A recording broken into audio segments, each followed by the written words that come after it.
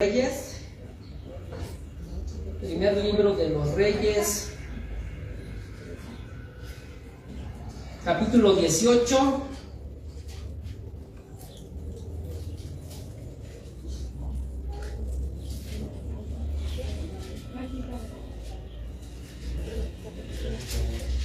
Y el que voy a exponer y voy a compartir desde el versículo 20 hasta el versículo 40, es decir, 20 versículos.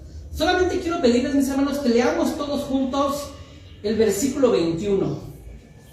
Versículo 21. Primer libro de Reyes, capítulo 18, versículo 21. ¿Lo tenemos? Dice así la palabra de nuestro Dios. Todos juntos, mis hermanos. Y acercándose Elías a todo el pueblo, dijo: ¿hasta cuándo claudicaréis vosotros entre dos pensamientos? Si Jehová es Dios, seguidle, y si Baal, id en pos de él. Y el pueblo no respondió palabra. Un versículo con una clara confrontación y una respuesta muy triste. No respondieron nada. Hoy yo espero que sí podamos responder a lo que el profeta Elías menciona y pregunta y confronta aquí en este versículo. ¿Hasta cuándo claudicaréis vosotros entre dos pensamientos? Si Jehová es Dios, seguidle, y si Baal, id en pos de él. Y espero en Dios que al final nuestra respuesta sea: seguiremos a Jehová, seguiremos a Jehová. El contexto de este pasaje, mis hermanos, es el ministerio del profeta Elías. Por supuesto que creemos en los profetas y están aquí, nos han dejado escritos. Uno de ellos fue el profeta Elías. Y durante su ministerio, mis hermanos, Dios mandó un juicio al pueblo de Israel, ya que por sus pecados y por su rebeldía no querían obedecer a Dios y no querían arreglar sus vidas, a pesar de que Dios les hablaba a través de su profeta. Entonces Dios manda una sequía y no llueve durante mucho tiempo. No llovía, no había nada de agua. Solo espero que no sea algo así parecido aquí. Parece que sí tenemos algo de agua, pero no había nada de agua, nada. Y el rey Acab mandó a buscar a Elías, porque fue Elías quien dijo: Dios va a mandar un juicio por rebeldes, por desobedientes. No va a llover hasta que yo lo diga otra vez. Así me dijo el Señor que les dijera. Y desapareció Elías, así que Acab comienza a buscarlo, van por los pueblos de alrededor y no lo encuentran. Un día Dios le vuelve a hablar a Elías y dice: ve y encuéntrate con Acab. Es el momento en que esto llega a un final y se tiene que llegar a una decisión. El pueblo tiene que decidir. Así que Elías, mientras va rumbo a encontrarse con Acab, se encuentra con uno de los mensajeros del rey Acab. Y cuando este mensajero lo reconoce, le dice: ¿tú eres el profeta Elías? Y él dice: sí, y voy en busca de Acab. Yo soy un mensajero de Acab, del rey Acab. Ah, pues ve y dile que Elías está aquí, que el profeta Elías está aquí, y que reúna a toda su gente, a sus profetas, a sus sacerdotes de Baal. Baal, mis hermanos, era un ídolo pagano al cual los pueblos de alrededor de Israel ponían su confianza. De hecho, la palabra Baal significa Señor. Eso significa Baal, Señor. Así que aquí la cuestión, mis hermanos, la cuestión en este pasaje, la disputa es: ¿quién es el verdadero Señor? ¿Jehová, creador del cielo y de la tierra y quien controla y ordena todo? ¿O Baal, Dios, bueno, lo tenían como el Dios de la lluvia, de la fertilidad, de la prosperidad? Ahora entendemos por qué el castigo de Dios fue: no habrá lluvia. Vamos a ver de verdad quién controla la lluvia. ¿Creen en Baal? ¿Se han ido tras Baal? Al que ustedes creen que es el Dios de la lluvia, de la fertilidad, de la prosperidad. Es que si no hay lluvia, pues no hay prosperidad, no hay fertilidad. Así que era una guerra, entre comillas, entre Dios y Baal. ¿Por qué digo entre comillas? Porque no hay quien haga la guerra a Dios. pero Dios estaba confrontando a su pueblo. Vamos a ver si de verdad es Baal o soy yo. Así que el profeta Elías le dice al mensajero: ve con Acab y dile que reúna a su gente, a sus sacerdotes, ahí en el monte Carmelo. Y ahí vamos a decidir quién es el verdadero Señor, si Baal o Jehová. Y aquí tenemos, mis hermanos, la primera cosa que yo quiero considerar, y es la adoración falsa. Así le vamos a llamar. Una adoración falsa. Y es que dicen los versículos, del versículo 26 al 29, déjame leértelos, ahora sí déjame leerlos. Dice el versículo 26 al 29. Después de que Elías los congrega, ya están ahí reunidos los profetas de Baal, falsos profetas de Baal, como siempre ha habido falsos profetas, y hoy en día siguen habiendo falsos profetas. Están reunidos, y dice el versículo 26.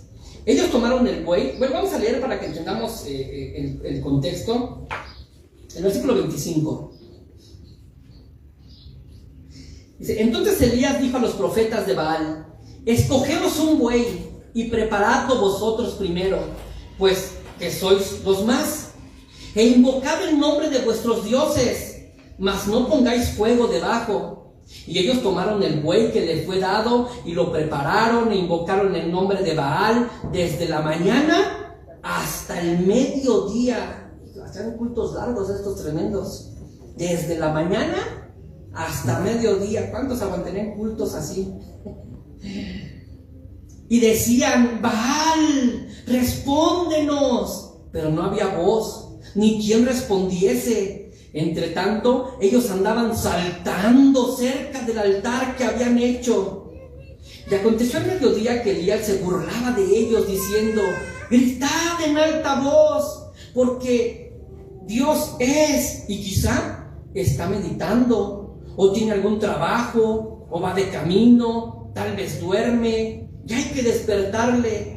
Y ellos clamaban a grandes voces y se sajaban con cuchillos y con lancetas conforme a su costumbre, hasta chorrear la sangre sobre ellos. Pasó el mediodía y ellos siguieron gritando frenéticamente hasta la hora de ofrecerse el sacrificio, pero no hubo ninguna voz, ni quien respondiese, ni quien escuchase. Notemos lo que hacían estos falsos profetas en este culto que estaban organizando. Aquí estaban los 400 profetas de Baal. O sea, imagínense, era como una iglesia con hartos ministros, hartos pastores y predicadores, muchos profetas, 400. ¿Y de qué tamaño es tu ministerio? Pues ahí nada más para que vean, somos 400 profetas. Era una mega iglesia. Y fíjense lo que hacían, mis hermanos. Gritaban, danzaban, se herían y se esforzaban hasta el agotamiento. Gritaban, danzaban, se herían, se esforzaban hasta el agotamiento. Y así estaban invocando a su Dios, gritando, danzando, y como veían que no respondían, pues según la costumbre que hacían ellos, pues era empezar a hacer sacrificios. Y el primer sacrificio que empezaban a hacer era: se empezaban a lastimar, se empezaban a cortar en el cuerpo hasta que empezaban a sangrar, y de esa manera estaban invocando a su Dios. Pero su Dios, Baal, no respondía. ¿Y cómo iba a responder a alguien que no existe? ¿Cómo iba a responder a alguien que ni siquiera en un momento vivió? Era un ídolo falso. Y por eso es que Elías comienza a burlarse. Elías sabía muy bien que nunca iba a responder. O sea, a Elías nunca le pasó por aquí. ¿Y si responde? ¿Y si se hace descender fuego? Porque esa era la idea. El Dios que mande fuego sobre el altar.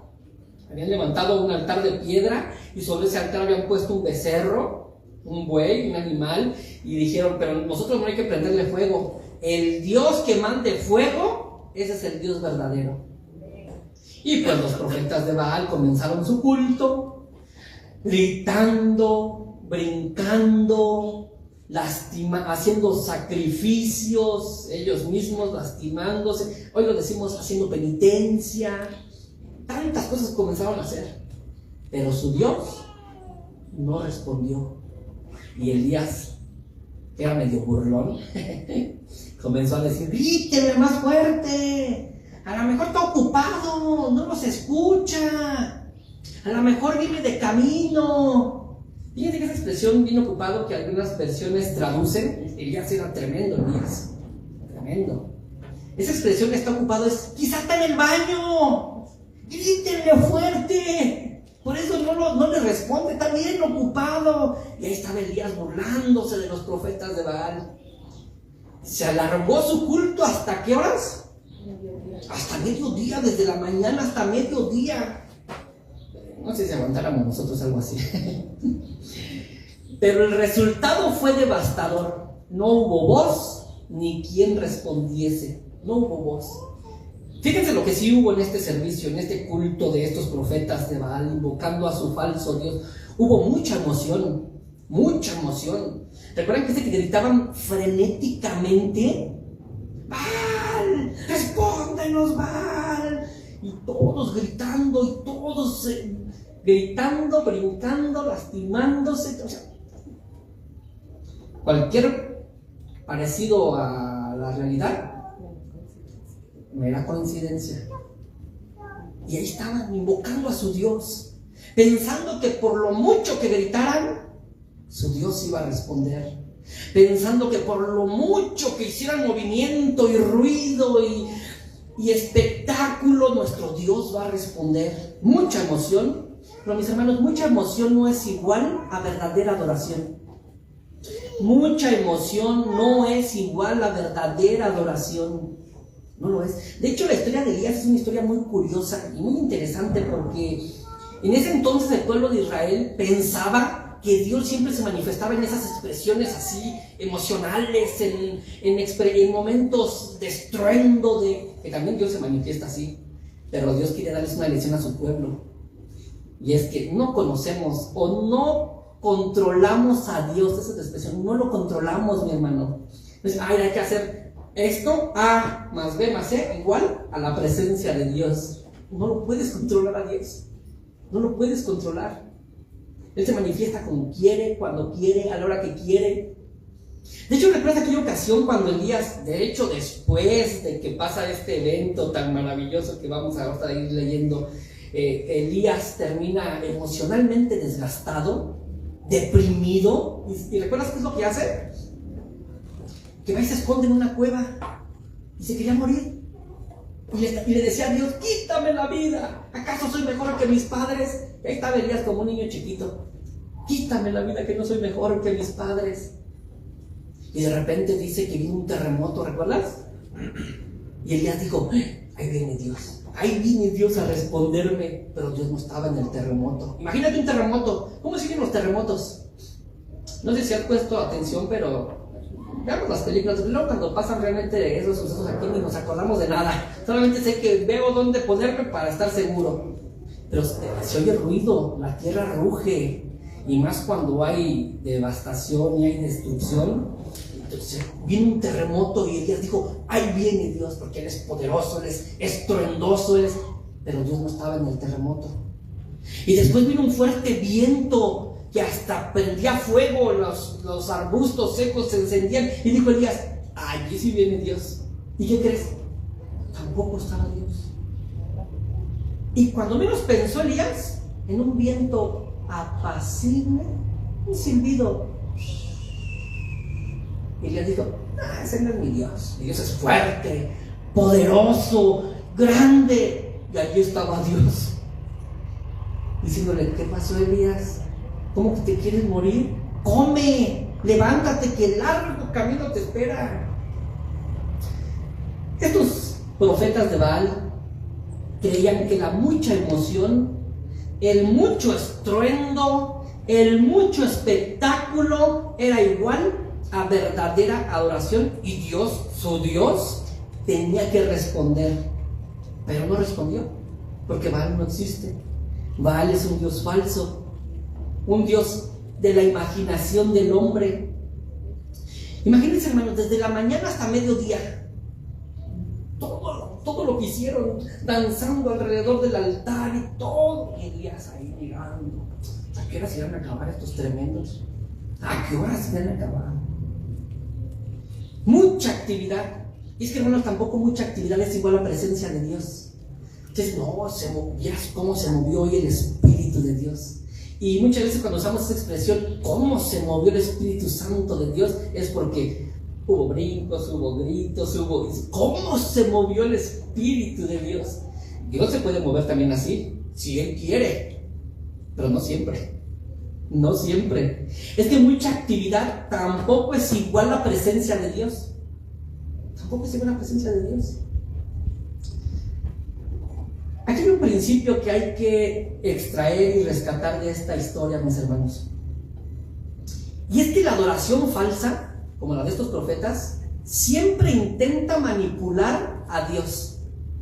La adoración falsa siempre intenta manipular, no a Dios, a su Dios que ellos han creado. La adoración falsa siempre intentará manipular a su Dios. Si yo hago esto, Dios me tendrá que responder. Si yo me tumbo al suelo y hago aquí, me tiene que responder. Como los niños cuando no les damos algo. ¿Y qué hacen los niños? Muy común de su naturaleza. ¿Por qué mi hijo es así? Pues es que así son. Así son. Hay que irles enseñando, ¿no? Ya después de grandes cosas ya sabemos bien. Cuando yo era chiquito voy a hacer el mismo berrinche. A veces pensamos que es lo mismo con Dios. Si manipulo a Dios, si me tumbo al suelo, si hago, deshago, si Él me tiene que responder, como si pudiéramos controlar a Dios. La falsa adoración siempre intenta manipular a su Dios. Voy a hacer esto y esto y esto y esto para que el Señor me responda. Me tienes que responder, Señor. Y es que la falsa adoración, mis hermanos, siempre se basa en las obras humanas. Siempre. Está basado en lo que yo hago, en lo que yo voy a hacer, no en lo que Dios es, sino en lo que yo voy a hacer. Como yo voy a hacer esto, como voy a hacer aquello, entonces Dios se tiene que manifestar. ¿Y cómo lo sabes? ¿Controlas a Dios? La falsa adoración depende siempre del esfuerzo, del volumen y del espectáculo. La falsa adoración depende siempre del esfuerzo, del volumen y del espectáculo. Si no hay un buen espectáculo, no hubo buena adoración. No hubo buena adoración. Si no hubo un volumen, como que hoy no estuvo bonita la alabanza, hoy no. Si no hubo esfuerzo, movimiento en la iglesia, alboroto, no, como que no. La falsa adoración, repito, la falsa adoración siempre intenta manipular a Dios. La falsa adoración siempre se basa en obras humanas. La falsa adoración siempre depende del esfuerzo, del volumen y del espectáculo que hacen los que, entre comillas, están adorando a Dios. Pero la realidad, mis hermanos, es que esta adoración, falsa adoración, carece de realidad, porque se está intentando invocar a un Dios que no existe. Hermano, pero eso es la realidad en los paganos, en las gentes que no creen en Cristo. Mi hermano, la realidad es que muchas veces como cristianos nos hemos creado a un Cristo y decimos, sí, yo creo a Cristo, yo creo en Cristo, pero no es el Cristo de la Biblia.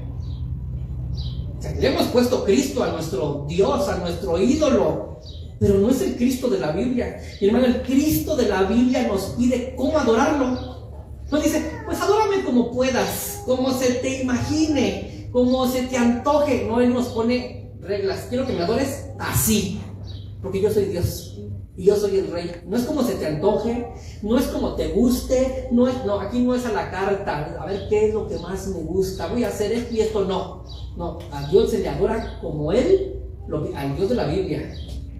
Pero el Dios creado por el ser humano es, pues tú adórale, mira, con que seas honesto y sincero, haz lo que quieras. Y uno dice, no, espérate, no, ese no es el Dios de la Biblia. Ese no es el Dios de la Biblia. Mucha gente honesta y sincera está rumbo a la perdición y se condenará por su honestidad y por su sinceridad, pero porque estaban sinceramente equivocados. Sinceramente equivocados. ¿Recuerdas aquel pasaje de las Escrituras? En la Biblia hay pasajes, mis hermanos, de verdad difíciles de entender por nuestra naturaleza pecaminosa y humana. ¿Recuerdas cuando los hijos de Aarón quisieron adorar a Dios? ¿Cómo a ellos se les ocurrió? ¿Recuerdas? Dios ya había puesto leyes de cómo hacerlo, con qué tipo de aceite, con todo estipulado. Así quiero que me adoren. ¿Pero por qué? Yo soy Dios. ¿Cuál es tu problema? Pero los hijos de Aarón dijeron, sí, Dios es buena onda. O sea, Dios es, dicen los chavos, Dios es chido. Dios es amigo, es cuate. O sea, ¿a poco Dios te va a enojar porque lo adore así? Pues eso hizo, ¿me recuerdan los nombres? Abiú y el otro se me fue. Los hijos de Aarón. Ahí nos los llevamos de tarea. Dije, vamos a adorar a Dios, pero a nuestra manera. ¿Qué te parece, carnal? No, pues sí me parece bien, hermano. Vamos, ¿cómo lo adoramos? Mira, a mí me parece que lo adoremos así, es más llamativo, hasta podemos jalar más jóvenes. ¿Te parece? Va. ¿Y qué crees, hermano? Que lo hicieron y fueron quemados. Allí mismo adorando. O disque adorando. Porque dijo Dios, yo pedí cómo me adoran. Ay, hermano, qué Dios tan duro, ¿no? No es un Dios duro. Es un Dios santo. Y Él determina cómo. Hermanos, que esto lo entendemos en muchas áreas de la vida, pero no sé por qué siempre que se trata de Dios no lo entendemos. Entendemos cuando un padre estipula y pone reglas en casa, no lo entendemos. Bueno, pues este es el papá, él paga las cuentas, él paga lo de la casa. Hay que obedecerle, pues, hombre. Sujétate. Y lo entendemos. Lo entendemos en los trabajos. Bueno, pues este es el patrón, hombre. Al final de cuentas, te guste o no, él pone las reglas, ¿no? Y tienes que obedecer. Pero cuando se trata de Dios, no sé por qué rezongamos tanto, mis hermanos.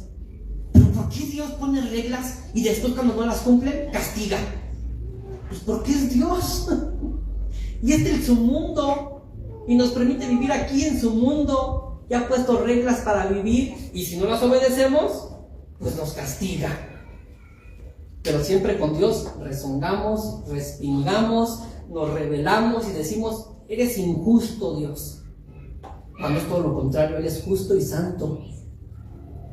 Pues bueno, estos profetas de Baal quisieron adorar o quisieron invocar a su Dios con mucha emoción, con mucha actividad, pero eso no fue igual a verdadera adoración, ni fue igual a presencia de Dios. Su Dios falso nunca respondió. Mi hermano, hoy no hay un Baal con nombre, hoy no tenemos ídolos con ese nombre, Baal. Pero si hay dioses modernos, ¿quieres que te mencione algunos dioses modernos? Y que incluso como cristianos tenemos, ¿Qué te parece el emocionalismo? Lo hemos hecho un ídolo y lo hemos hecho un Dios.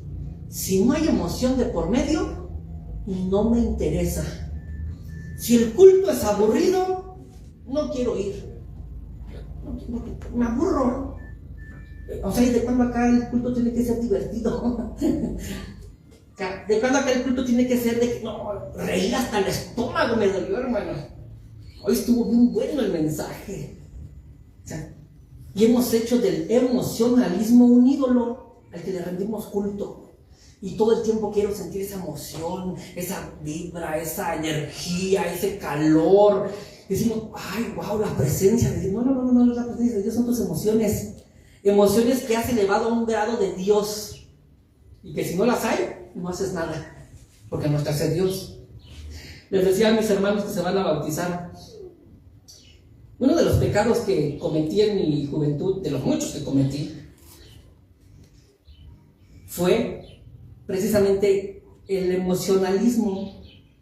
Y es que les decía a los hermanos que se van a bautizar, uno de mis pecados fue que yo no me quería bautizar. ¿Saben por qué? Porque no lo sentía.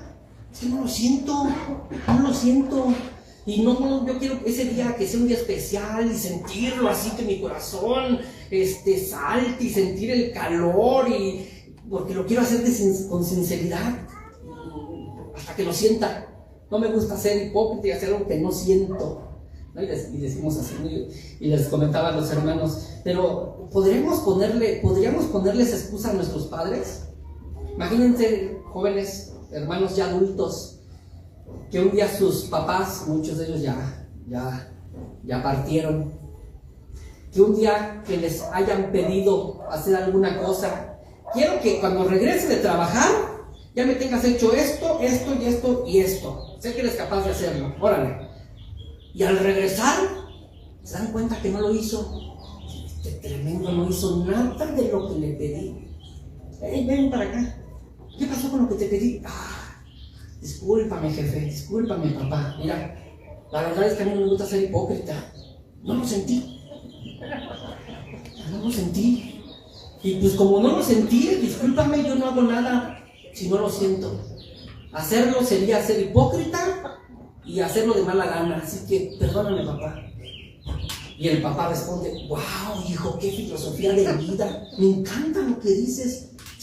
Muy bien. ¿Cuántos papás hubieran respondido así? Nadie responde así. Y a mí qué me importa si lo sentiste o no. Fue una orden. Pero yo, en mis pecados de mi juventud, yo no lo siento. Y Dios bien contento, ¿no? Ay, mi hijo, tan honesto y tan sincero. No lo siente el muchacho. No, te voy a disciplinar si no obedeces.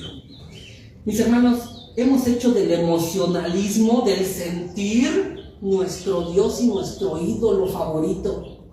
Y si en la iglesia, en la reunión, no hay emociones, pues no me gustó. Y mi hermano, pues para emociones, pues los estadios, iba a decir el nombre. Para emociones, pues los estadios, no tiene nada de malo. Para emociones, pues los circos. Para emociones, pues en un montón de lugares podemos, ahora sí. Pero en la iglesia no siempre es necesario. Que si las hay, pues qué bueno. Y si no las hay, como el padre le diría a su hijo: a mí no me importa si tienes o no el deseo y el sentimiento, tú lo haces. Y si lo hiciste con emoción, qué bueno. Y si lo haces sin emoción, no importa, tú obedeces. Pero hemos hecho del emocionalismo un Dios. Hemos hecho de las experiencias un Dios. Yo quiero una experiencia. Y por eso es que existen muchos retiros, que no son malos, no son malos. Y a veces ayudan.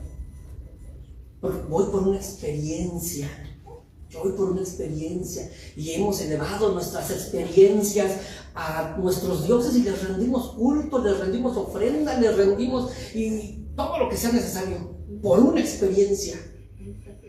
Así que yo voy a la iglesia por una experiencia. No, estaba en la iglesia y tuve una experiencia con Cristo. Y hemos hecho de las experiencias un ídolo y un Dios. Ya no se llama Baal, pero lo adoramos y lo buscamos como si fuera Baal, con gritos, con tantas cosas, porque yo quiero emoción y quiero experiencia. Pero mi hermano, la mucha emoción y la mucha actividad no necesariamente es igual a verdadera adoración ni igual a presencia de Dios, como en esta historia de los falsos profetas de Baal. Pero veamos la adoración verdadera, porque vimos la adoración falsa, la de estos profetas mentirosos, falsos. Ahora veamos la adoración verdadera del versículo 30 al 38. Déjame leerte, del 30 al 38.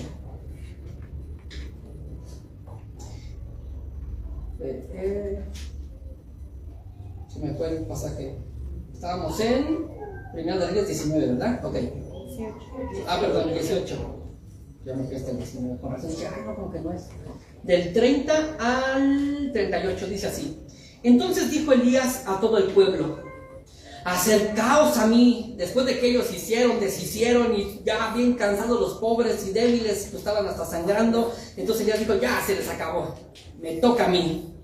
Entonces dijo Elías a todo el pueblo: acercaos a mí. Y todo el pueblo se le acercó. Y él arregló el altar de Jehová que estaba arruinado. Y tomando Elías 12 piedras, conforme al número de las tribus de los hijos de Jacob, al cual había sido dada palabra de Jehová, diciendo: Israel será tu nombre, edificó con las piedras un altar en el nombre de Jehová. Después hizo una zanja alrededor del altar. Fíjate todo lo que hizo Elías. Hizo una zanja alrededor del altar en que cupieran 2 medidas de grano. Preparó luego la leña y cortó el buey en pedazos y lo puso sobre la leña. Y Elías solito, solito Elías. Yo que Elías era tremendo. Y dijo: llenad 4 cántaros de agua y derramadla sobre el holocausto y sobre la leña. Y dijo: hacedlo otra vez. Y otra vez lo hicieron. Dijo aún: hacedlo la tercera vez. Y lo hicieron la tercera vez. O sea que el altar quedó empapado de agua. ¿Y cuál era la respuesta según el Dios verdadero? Fuego. Pues el agua es lo contrario que el fuego, ¿no? O sea, él fue a lo contrario: echen agua, esto se va a encender. De manera que el agua corría alrededor del altar y también se había llenado de agua la zanja. Cuando llegó la hora de ofrecerse el holocausto, se acercó el profeta Elías y dijo: Jehová, Dios de Abraham, de Isaac y de Israel, sea hoy manifiesto que tú eres Dios en Israel y que yo soy tu siervo, y que por mandato tuyo he hecho todas estas cosas. Respóndeme, Jehová, respóndeme, para que conozca este pueblo que tú, oh Jehová, eres el Dios, y que tú vuelves a ti el corazón de ellos. Entonces cayó fuego de Jehová y consumió el holocausto, la leña, las piedras y hasta el polvo, y aún lamió el agua que estaba en la zanja. Viéndolo todo el pueblo, se postraron y dijeron: Jehová es el Dios, Jehová es el Dios. Entonces Elías les dijo: prended a los profetas de Baal para que no escape ninguno. Y ellos los prendieron y los llevó Elías al arroyo de Cisón y allí los degolló. ¿Qué pasaje? ¿Cómo termina? La verdadera adoración. Notemos lo que hizo Elías.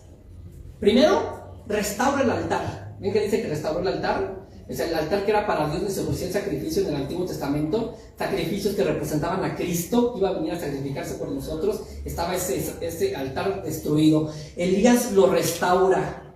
Es decir, Elías comienza a restaurar lo que Dios ordena. No lo que ellos sienten, no lo que ellos piensan, no lo que a ellos se les antoja, no, lo que Dios ha ordenado. Y lo restaura, levanta las piedras caídas y pone todo bien. Segundo, dice: échenle agua. 1, 2, 3 veces, échenle. Elías quita todo tipo de manipulación. No quiero manipulación. No, quiten. También eso, fuera, todo. No quiero manipulación. Échenle agua, que esto esté bien frío. Porque aquí lo que quiero de verdad es la presencia de Dios. Que esté bien frío el asunto. O sea, era lo contrario al fuego, el agua. Y hace una oración breve, clara, y casi imagino que hasta con murmullo, pero centrada en Dios, proclamando quién es Dios. Tú eres Dios, Jehová, manifiéstate, muéstrate.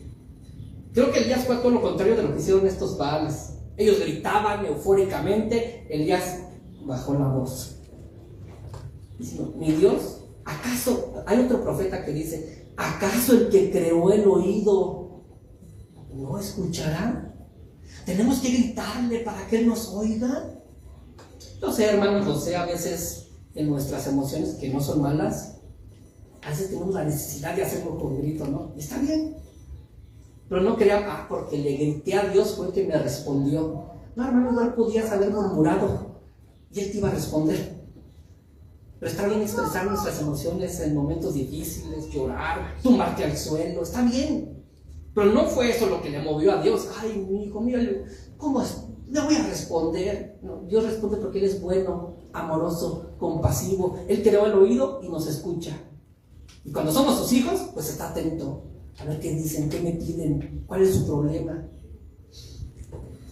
Restaura el altar. O sea, Elías restaura lo que Dios ha ordenado.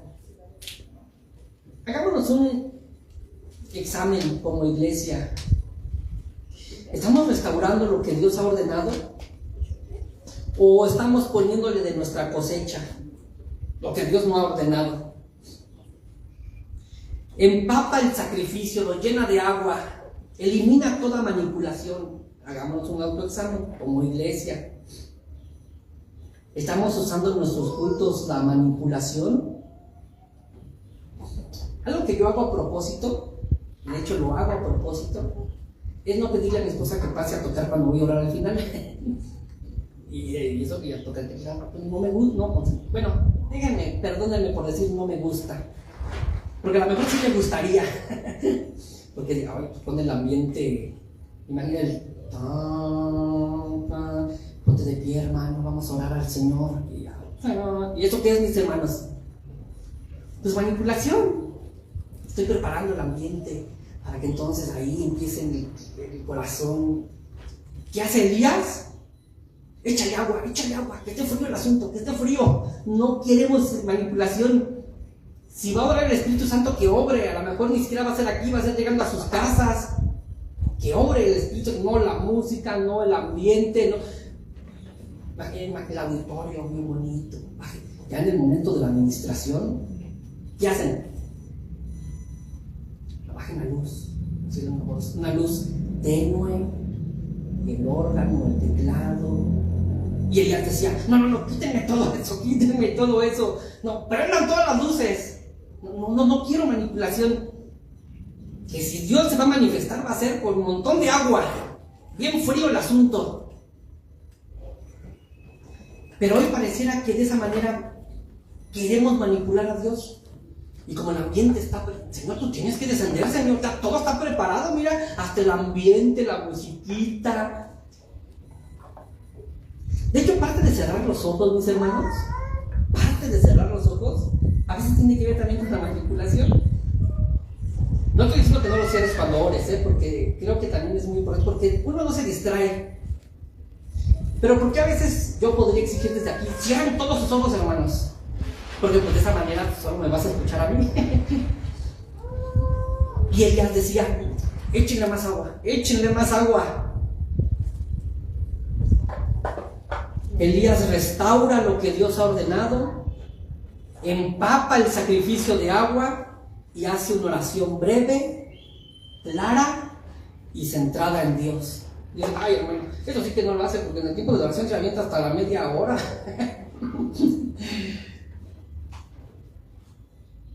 Pero mis hermanos, con toda esta historia, y si aquí termináramos diciendo, Señor, perdónanos si hemos intentado buscarte como se busca a Baal, intentando forzarlo a que responda cuando es un Dios falso, con mi emoción, con mi acción, con más de lo que tiene que ver conmigo que con lo que eres tú, pues nos quedaríamos a mitad del camino, porque este pasaje, mis hermanos, creo que está apuntando a una gloria mayor. ¿Cuál era la cuestión? ¿Recuerdan al inicio que dijimos? ¿Cuál era la cuestión aquí? ¿Quién es el Señor? ¿Jehová o Baal? ¿Recuerdas a quién se le dio este título de Señor? Hubo un hombre, hermanos, 100% hombre, que se le dio este título de Señor. Y fue el Señor Jesucristo. Y él fue verdadero hombre, 100% hombre. Y al mismo tiempo fue 100% Dios. No logres entenderlo, es un misterio. Pues es Dios. El día que entendamos a Dios completamente, ese día Dios deja de ser Dios. Porque ya lo entiendo, ya lo controlo. Por eso es Dios. Siempre va a haber un límite en nuestra mente. Yo llego hasta aquí. Ya más para allá, si le sigo, me vuelvo loco. Hasta aquí Dios me reveló, hasta aquí me quedo, me conformo, me alegro, me regocijo en la revelación de Dios.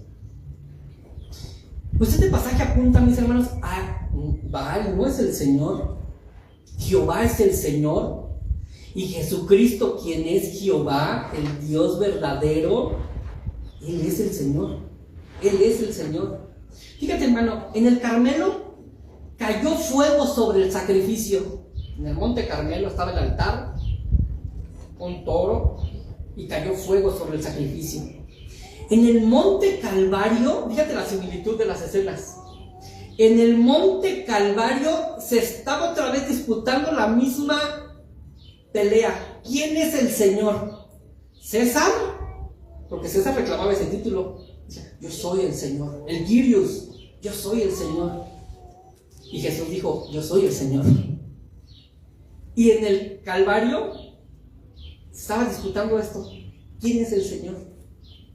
Y con la muerte de nuestro Señor Jesucristo, logró nuestro Señor, porque Él, recordemos que es eterno, Él vive para siempre, es el Hijo eterno de Dios. Otro misterio. El Hijo eterno de Dios. Ay, espérate, el Hijo, oye, si es Hijo, entonces fue engendrado, ¿no? Y dice la Biblia que sí. Pero ¿cuándo fue engendrado? Nunca. Es el Hijo eterno de Dios. No entiendo, ni lo logras entender. Es el Hijo eterno de Dios. Él ya existió desde, le dijo en cierta ocasión Jesús a los fariseos, antes que Abraham fuese, yo soy. Y ahí usó la expresión yo soy, con la que se reveló Dios en el Antiguo Testamento a Moisés. ¿Quién eres? Y le van a preguntar, ¿quién te envió? Y le respondió la voz de la zarza, diles que el yo soy me ha enviado. Cristo es eterno, pero Él tuvo un inicio y un comienzo como hombre, porque Él se encarnó y nació hace más de 2000 años como hombre, tomó naturaleza humana. Siendo Dios, tomó otra naturaleza, dijo, ahora también voy a ser hombre, no mitad y mitad, no 50% Dios, 50% hombre, no un Dios humanoide, ¿no? O un Dios humano, no, era Dios y hombre. Dos naturalezas. Bueno, Él como hombre comenzó, tuvo un inicio y nació. Y comenzó a vivir como todo un hombre. 100% hombre. Vivió una vida perfecta, mis hermanos. Nunca pecó. Hermanos, ya no lo ha dicho y lo seguiré diciendo porque ese es el Evangelio. Vivió una vida perfecta, nunca pecó, nunca, ni en pensamiento, ni en palabras, ni en acciones, nunca pecó.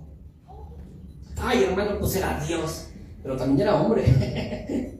Recordemos que él era verdaderamente hombre y nunca pecó. Resistió todas las tentaciones habidas y por haber. El mismo Satanás en persona le tentó, cosa que yo creo a muchos de nosotros ni hemos tenido esas experiencias, mi hermano. Así que no nos sintamos tan importantes. A mí el diablo en persona me ataca. No, puede ser un chancludillo por ahí de él, pero el diablo. Pero ese sí se presentó ante Cristo y le dijo, yo voy y lo hago caer. Y lo venció, resistió nuestro Señor. Y después para la cruz. El momento de su más grande humillación, fue crucificado. La crucifixión era la peor de las muertes, vergonzosa, porque morían completamente desnudos, no como nos lo presentan en las películas con taparrabos, no, era completamente desnudos, para que todos pasaran y los vieran y los hacían una burla de ellos. Era vergonzosa esa muerte, era dolorosa, en pleno sol, en Jerusalén, un desierto, sin beber agua, lastimado. Y allí en su peor humillación, en el momento más bajo, se ganó el título de Señor. No arriba, no sentado en un trono, no peleando con un jinete y un caballo, no. En el momento de más humillación, se ganó ese título. O sea, como Elías, échenle agua, que aquí se va a manifestar. Dice Efesios capítulo 2, haya pues en vosotros este mismo sentir que hubo en Cristo Jesús, el cual siendo en forma de Dios, no estimó ser igual a Dios como cosa que aferrarse, sino que se despojó a sí mismo, tomando forma de siervo. O sea, se hizo más humilde. Y estando en esta condición de hombre, se humilló, se hizo obediente, y obediente hasta la cruz. Esa es su humillación. Después dice, por tanto, Dios también, ¿recuerdan?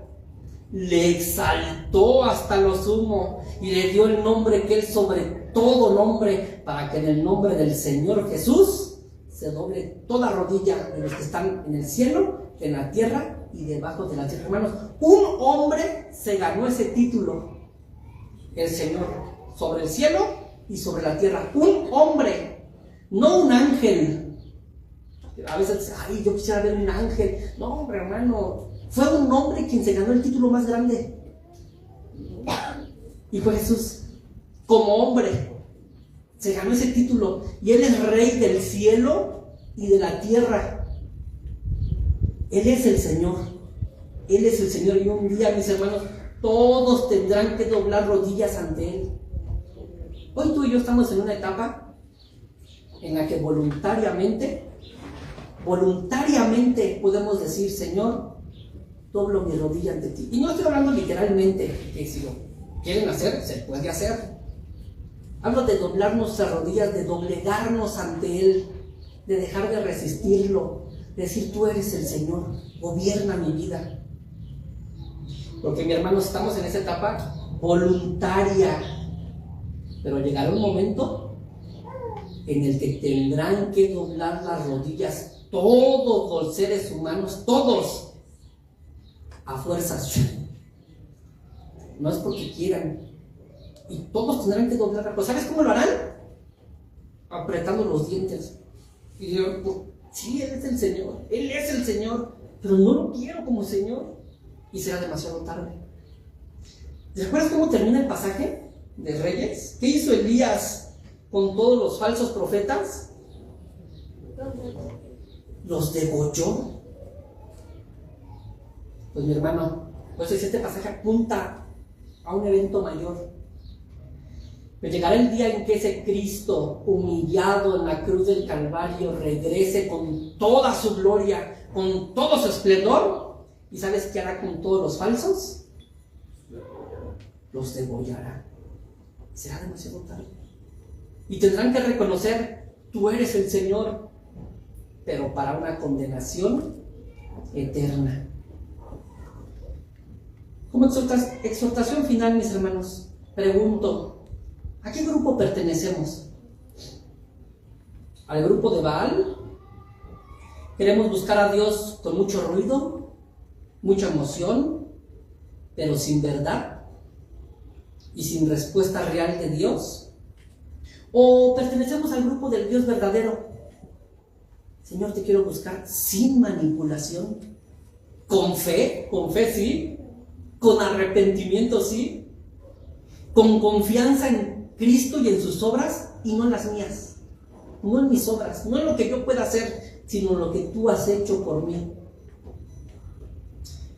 ¿Prefieres a un Dios que puedes intentar manipular, mi hermano? ¿O al Dios vivo que exige total rendición, como Jehová?